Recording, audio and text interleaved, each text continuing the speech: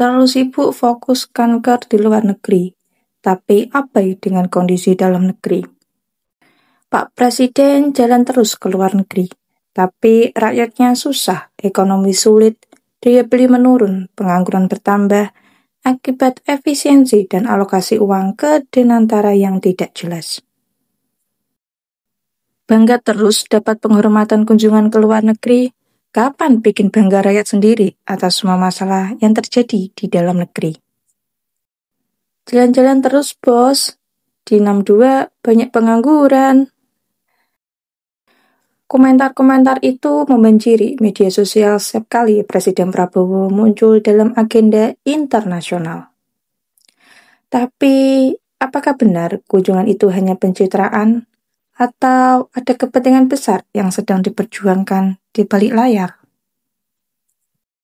Dalam video ini kita akan bahas lebih dalam motif strategis di balik diplomasi Prabowo, bagaimana Indonesia membentuk posisi netral di era multipolar, dan apakah strategi ini menguntungkan rakyat Indonesia?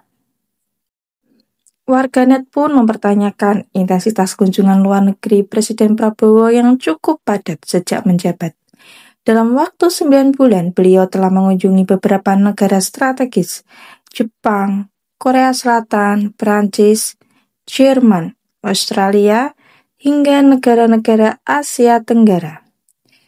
Lalu, apa sebenarnya tujuan Presiden Indonesia? Saat menghadiri Kongres PSI di Solo, Prabowo akhirnya angkat bicara.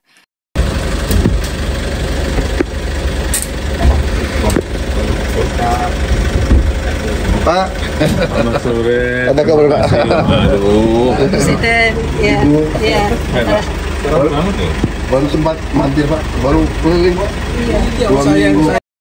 Dalam pernyataannya, ia menegaskan bahwa lawatan ke luar negeri merupakan bagian dari proses membangun kepercayaan internasional terhadap Indonesia, khususnya setelah transisi kepemimpinan nasional.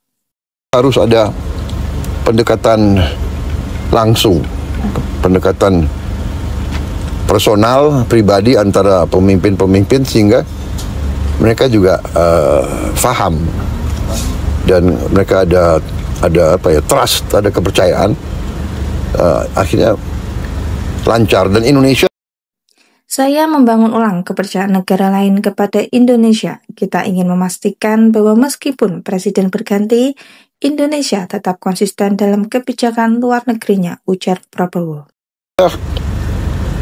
ya saya meneruskan tradisi Indonesia sebagai negara non-blok, non-aligned. Kita terkenal bahwa kita tidak mau ikut blok manapun. Tapi ini bukan hanya tentang kepercayaan, ini soal posisi geopolitik Indonesia di tengah kawasan yang memanas dan dunia yang makin terbelah. Dunia hari ini tidak lagi bipolar seperti era Perang Dingin, tapi juga tidak sepenuhnya unipolar. Kita sedang hidup di era multipolar. Amerika Serikat dan Eropa di satu sisi, China dan Rusia di sisi lain, lalu kekuatan-kekuatan baru seperti India, Turki, dan BRICS mulai naik. Di tengah kompleksitas ini, Indonesia memilih untuk tetap netral namun aktif. Kita ikut di BRICS dari kepentingan ekonomi kita. Tapi kita ikut juga kita daftar di OECD, ya itu adalah kumpulan negara-negara maju yang dipimpin Barat. Kita juga mendaftar di CPTPP, juga dipimpin Jepang dan sebagainya. Kita ikut juga di IPEF, Indo-Pacific Economic Forum, dipimpin juga oleh negara-negara pro barat. Jadi kita benar-benar kita diterima oleh semua pihak bahwa Indonesia neutral, Indonesia menghormati semua negara, Indonesia ingin bersahabat dengan semua negara, Indonesia tidak mau campur tangan dengan urusan dalam negeri negara manapun. Itu dari Ini bukan kontradiksi, tapi strategi keseimbangan. Prabowo paham bahwa jika Indonesia hanya cenderung ke satu blok, maka resiko isolasi dan tekanan ekonomi akan besar. Tapi jika mampu menjalin komunikasi dengan semua pihak, maka kita jadi jembatan, bukan pion.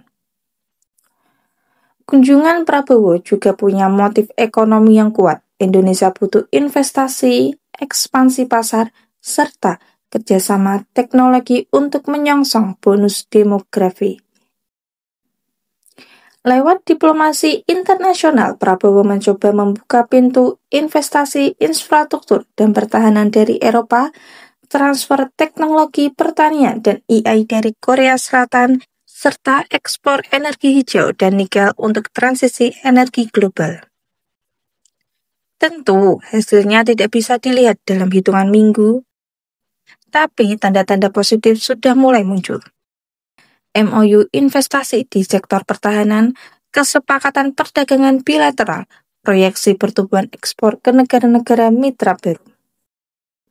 Pertanyaannya, apakah keuntungan langsung untuk rakyat?